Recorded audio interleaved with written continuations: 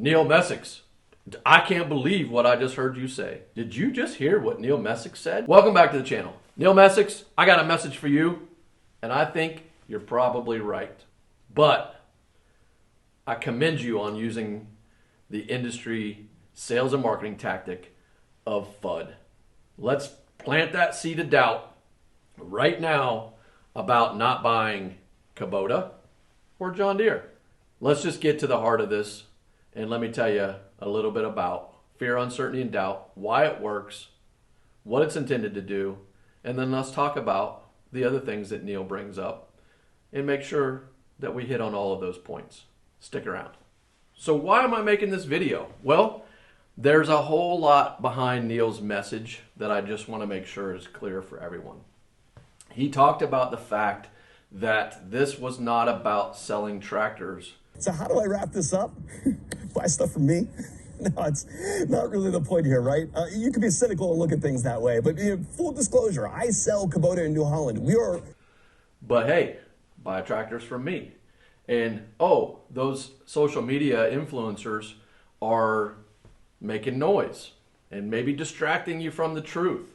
Let's listen to exactly what he had to say right here. I feel like there's a discussion here, an awareness that is missing from the tractor business today. If you're paying attention to, social media influencers that, make a lot of noise with a sponsored tractor that they have, if you're, seeing a lot of paid advertising from companies, you might lose this perspective of what the actual tractor business really looks like. All right. So what Neil is doing is a classic marketing tactic. It's called FUD. FUD. Fear, uncertainty, and doubt.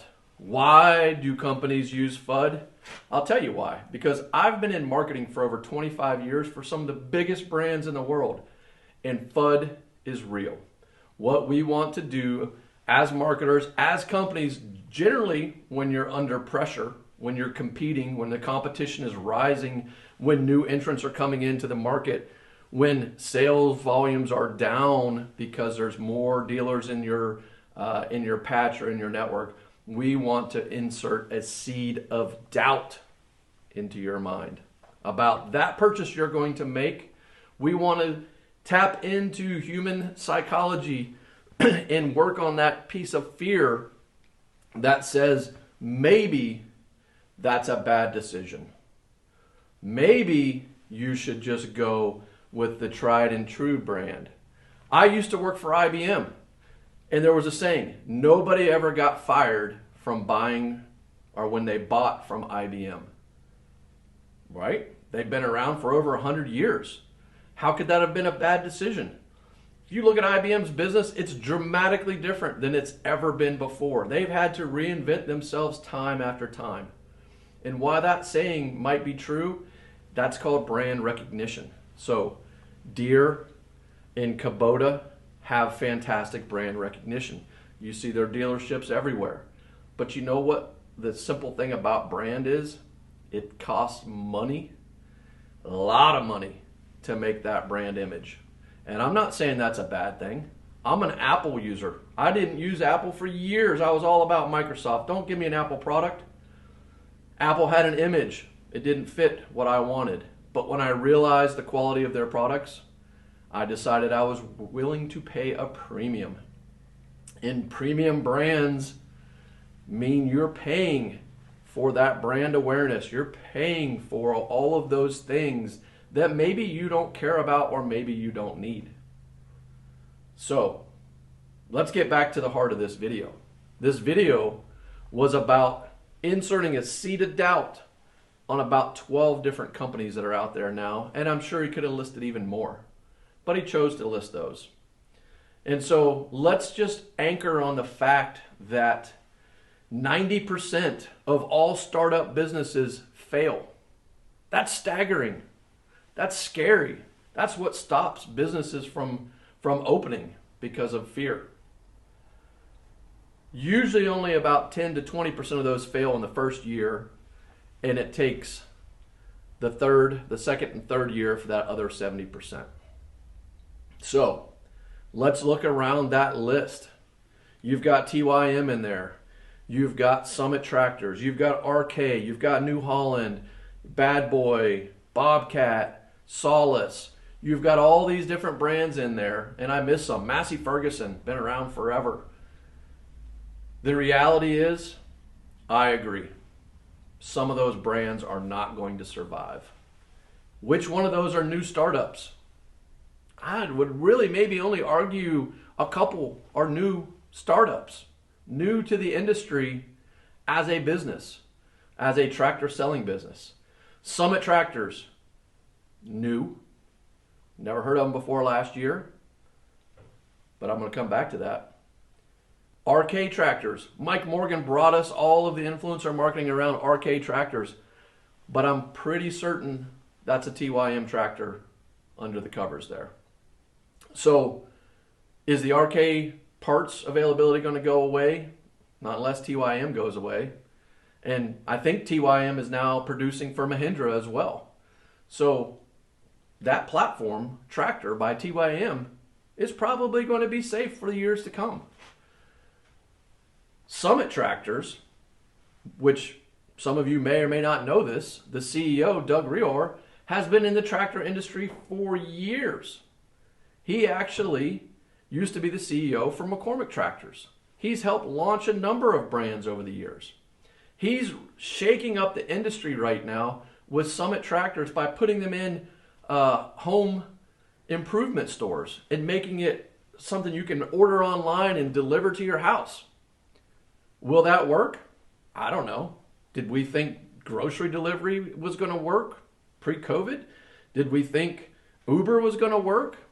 Did any of us foresee Blockbuster going away and Netflix taking over? Which, by the way, Netflix, they got all kinds of people coming at them right now. That's what happens. Competition builds, gets fierce. Erosion happens in market share. Now, Summit Tractors and Solis Tractors are made by ITL, International Tractors Limited, in India. They're in 150 countries. They are number one in a number of European countries and other countries outside of Europe. They are the number one exporter out of India. Do you think failure is in their vocabulary? 150 countries. They're ahead of Kubota and John Deere in a lot of European countries. I want to say Italy, France, and Germany. Big wine producing vineyards, all kinds of other agriculture in those countries. I was in their booth at Sunbelt Ag Expo for 2 days this past week.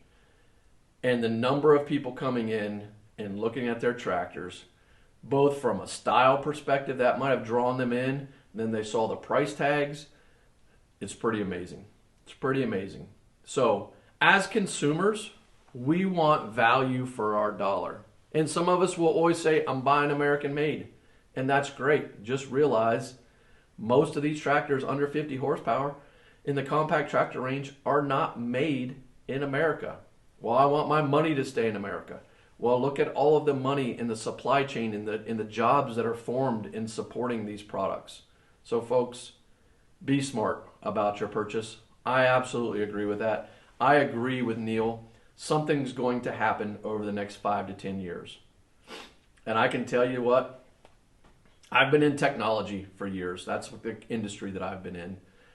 The tractors were just something that I got into because I had property. I started using them. We built a YouTube channel. We talked about the tractors. People responded, and we had fun doing it. But no matter the industry, there's going to be consolidation. There's going to be innovation. There's going to be price competition. There's going to be all of these things. And for folks like John Deere and Kubota, you better be concerned. Folks like Messick's farm equipment, you got to adapt or die. And I don't think they're going to die. I think Neil Messick and his team are very brilliant folks. They've got good products. Kubota's a good product. They've been around the block, per se. So they're going to continue to adjust. They've adjusted over the Cub Cadet. And that's uncomfortable for a dealership to have to do that. But these guys make good business decisions. And right now their decision is to raise that flag to say, think twice, think before you buy, because they might not be around before. We've seen it happen. And I just want to remind folks that that could happen to Kubota. John Deere could exit the compact space and move up to just the large farming equipment that they dominate in the U.S. We don't know. I don't know. I'm not an industry expert. Neil Messick's going to know more about tractor sales than I'll ever forget. So for that point, I don't know what else to say. What I will say is FUD works, and that's why it's used. That's why it's coined as a term in the marketing industry. That's why it's used.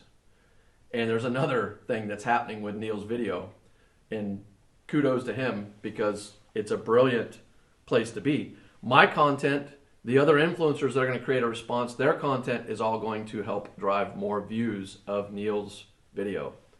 You know how they say any publicity is good publicity, whether it's good or bad, publicity is publicity. You can't make up publicity. That's what gets made up for you. And so Neil, nice job on the video. Nice job leveraging a sales and marketing tactic. I do genuinely think that beyond just trying to protect your base, that you do care about your customers, and this is a conversation that is worthwhile. So I'm going to wrap up with just a couple more things about Solis. You can see I have a John Deere behind me. I own a Massey Ferguson as well. The dealership for Massey is like 120 miles away. I've had to go get a couple parts from there. Out in the middle of the country. I haven't seen another Massey dealership in the area that I live within 100 miles in any direction that I've gone. So I can't speak to some of these other brands. I will say that most of these businesses have fallback businesses. They have pockets to prevent, rapid failure. They may decide, we didn't go into it. And businesses tend to fail for a couple of basic reasons. They ran out of money. They went into a market that they shouldn't have. They didn't do their research. Maybe that was on what the customers wanted from a innovation or a product fit. Product market fit is what we call it in the business. They made bad partnerships. Maybe they didn't pick the right dealerships. All of these things can lead to failed business. And Neil points out, and I'll point out what he says here, this is a hard business to be in. Let's hear what he had to say.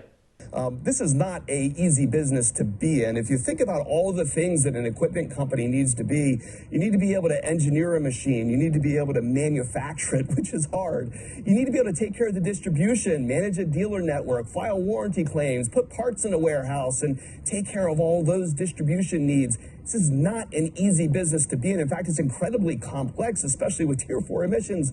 It's hard for the manufacturers. It's hard for us, too, in a dealership setting to be able to manage all of your needs and keeping the parts on the shelves and providing the service and taking care of the machines in the field. So I'm not discounting anything that Neil said. Some of the others, I think, have questioned the numbers. My point on the numbers is John Deere, Kubota, when new entrants come in, they just don't fight amongst themselves. They continue to erode from the share. They continue to challenge you to figure out how to make your price better for the value that buyers are getting. And so I'm going to wrap with a quick conversation about value. Price is a deadly thing. If you compete on price, eventually you will lose. Value is where you compete. What am I getting? What am I giving to my buyers for their hard-earned dollar? And I got to tell you right now, our dollars are not going very far. So I want to get the most I can get for my dollar. What are the standard features that I'm getting? What is in that tractor? If I believe that this brand is going to be around, or that the availability of parts is going to be around, and maybe resale is an important thing to you, maybe it's not. Don't get trapped on that one. If you're the kind of person that owns something until the wheels fall off, then resale shouldn't matter. You want a quality product. You want to get the most for your money. You want to know that you can get service and support. The warranty has got to be good. And so when companies come in to our market and compete, they have to have a compelling reason for you to buy. And so I'm just going to conclude on a couple things about Solis that have impressed me. I don't sell Solis. I don't get paid for selling tractors. This tractor has a tremendous amount of standard features. It is a very heavy duty tractor. I have had almost no problems with it, and the problems I've had have been minor. I have those in my 50-hour review. This tractor has a 7-year powertrain warranty and a 3-year bumper to bumper, and that doesn't cost extra. And the price point on this tractor is significantly lower than number 1 and number 2. I still have this tractor over here. I haven't decided whether or not I'll get rid of it and buy one of these. We'll see when that time comes, when I need to make that decision. Will I stay green? Will I go red? Who knows? Maybe I'll go blue or orange. I don't know yet. But as a buyer, look for the value, see what you're getting for your money, and make your decision and be comfortable with it. There's another thing called buyer's remorse. We all have had it. You buy something and then you start second guessing. FUD is intended to put that second guessing in your mind before you even buy. So you've got fear, uncertainty, and doubt about whether or not this is a great purchase. So anyway, Neil Messick, I'm going to leave a link to your video, and all the best to everyone else. I hope this was helpful to you. If nothing else, I was able to give a rant and also point some more traffic to Neil. Thanks a lot. Have a great day. We'll see you next time. Messicks? Are you out of your mind? Neil Messick. Come on, man. Are you serious?